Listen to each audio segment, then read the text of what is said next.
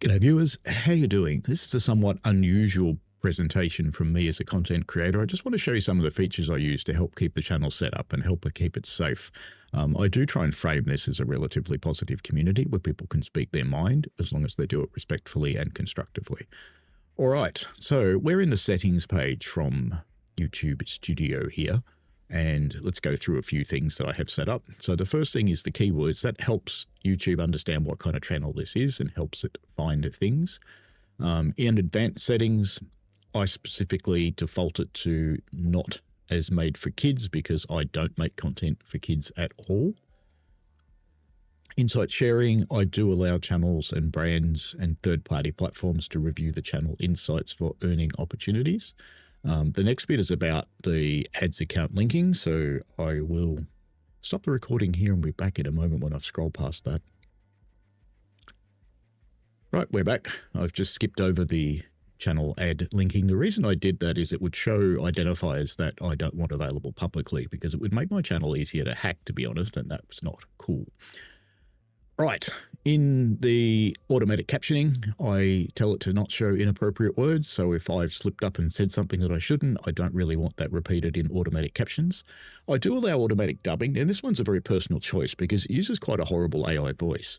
But I have a lot of viewers that don't speak English. So meeting their needs, this is the only way I can do it because I don't speak their language. So I publish in English and YouTube automatically dubs it into, I think, around 21 other languages from what I've seen.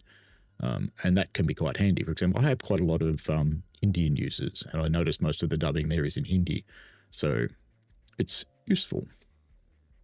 I don't manually review the dubs because I don't know what they say anyway. So sometimes you just have to be a bit trusting, I suppose. In advertising, you can disable interest-based ads. I do allow users to clip my content. Occasionally, I think about turning that off because the occasional person does inappropriate things, but most people actually do it responsibly. And to be honest, if I said it, well, I said it. Video quality enhancements, I let YouTube just do its thing there. I do let users hype my content. I'm not totally convinced that's available in Australia at the moment, but I do get the occasional one from other people. I did untick allow third-party companies to train AI models using my channel content because the last thing I want is stuff that I've gone to the trouble of making, or worse yet, myself, appearing on other people's channels. So we don't want that. I won't go into these ones because managing your accounts and things like that. What I will tell you is that I run a brand account and I keep my primary account, which is my actual Gmail, separate away from the YouTube channel. The reason I do that is it's not impossible to hack a channel. Now, I do things such as using hardware security keys and the like. I have MFA, I have all those things turned on, but it would be still possible that if someone got into my browser or something through some malware, perhaps they could attack it. But the only thing they can get hold of is the brand account that this channel holds, or that holds the channel, whichever way it runs. But I can kick them out straight away because I've got the owning account, the managing account. So if someone did get the Train Simulator driver thing, I can boot them out. This is kind of important. Use a brand account for your channel. Divorce it from you personally. I won't go into feature eligibility for the same reason because it divulges things that you don't want covered. All right, upload defaults. I don't do default titles or descriptions, but one thing I did do was set this to private, the default visibility, because the default is unlisted and I want them to be private. The reason for that is I leave them private until YouTube has made the transcript for the video. And the reason I leave it like that is because once the transcript for the video is done, YouTube knows what your video is about, because that means the AI is finished processing it. That's when I make them public. And that could be anywhere from 10 minutes to up to a day later, depending on how big the video is. Some of them take ages. Under advanced settings, I don't set a default category, and that's because I do two quite different things here. I do my real train shots and I do gaming videos, so I can't really set a category. But if you just did gaming, you could, for example, set it to gaming. And or have it always set as a default. The rest of that's pretty common stuff. I will cover moderation a little bit later on. I won't go into the monetization setting because, again, that covers things that I don't want people to see. Under ad categories, I do have some blocked advertising categories. So I've blocked alcohol, I've blocked gambling, and I've blocked social casino games because alcohol is a personal choice. Whatever. I drink alcohol. Don't care. Don't want to see ads for it. Gambling and social casino games. I hate gambling. I really hate gambling. I've seen what it does to people. So I won't allow gambling advertising. Under the general categories, I've not blocked anything. I've used the overall thing, but you can do a more fine-tuned blocking if you want to on various topics. I let the three at the top take care of it. Permissions-wise, I won't cover because you'd see what the other account was. Now, community moderation is a very important one. This one's quite critical. So I do allow comments, and I allow anyone to comment. So I don't restrict that. What I do is I have moderation set to strict in the different options that you can have. This takes care of most of the inappropriate comments by itself, so I don't have to do anything. And they get held for me to have a look at. It does over protect. So I release quite a lot of comments from the held queue. I do that every couple of days. I don't mind if someone uses a few bad words because they're a bit mad. That's fine. The only things I don't allow through is personal abuse. In the live chat, I have that set to basic. It uses the same strict guidelines above. And in post in the community, the same thing. Moderation is basic. I do restrict that to subscribers because they actually appear on your channel. They don't look like they're from you, but they appear on your channel. Now, I've never seen anybody actually use this feature, so it probably won't last.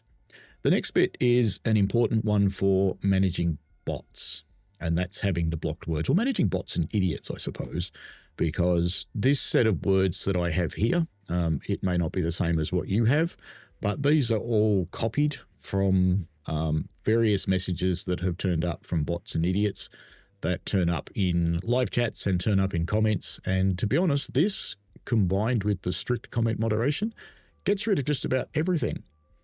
I don't allow people to post URLs as comments or live chat. I hold them for review. If they're okay, I'll let them out.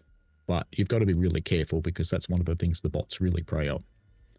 Next up, let's have a look at user management. So the first thing is I don't have any managing moderators, but if you have other people that help you actually manage the channel and can run all of the features, you can add them in here. So if you're running a company, for example, it's very important to put someone like perhaps your CFO in here so they can take control if something happens. I do have some standard moderators, and they're here for different reasons. So Henderson Ritchie both actually moderate my channel. I moderate their channels as well. TrainSim World is here so that they can post links, which they do from time to time. And Hannah is also here so she can post links. And Nightbot, of course, manages my channel. I don't have any approved users, and I'm not going to go into my hidden users list because I don't think that needs to be public. But if there are people in there that become particularly annoying or burdensome for some reason, perhaps they are starting to impact your mental health, you can really easily make them go away by adding them to this list, and you will never see them ever again. Now, it sounds like you're only hiding them from you, but they actually hide them from the channel. They can't see your channel anymore too. So they can't see it unless they are in incognito or they're not logged in. Then they can still go to your channel, but they can't comment then. So effectively, it's knocked them out. Next up is channel guidelines. I keep this really simple. Some people write a book in here, but all I do is say, hi there and welcome, be respectful, no abuse, stay on topic, no spam or porn. That's it. So that pops up for new people and just gives them a bit of an idea of what you want in terms of comments and content. And I think most people are actually relatively respectful of this. It's a very small number of people, very small, who are problematic. And again, I don't mind people speaking their mind. That's perfectly okay as long as they're respectful and constructive about it. Where it gets personally abusive or something like that, I don't tolerate that, and they'll be removed. All right, that covers how I use the YouTube configuration to try and keep my channel relatively safe space for people. So I don't tolerate abuse of myself, and I don't tolerate abuse of any of the community members that take part in this channel, as whether they be audience members or whether they be chatting or whether they be commenting on videos.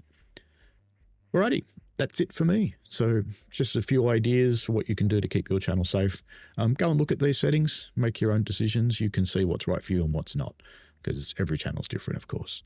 Alrighty, have fun, folks. And as usual, if you've got any questions, chuck them down below and I'll see what I can do to help you out. Alrighty, see you later. Bye now.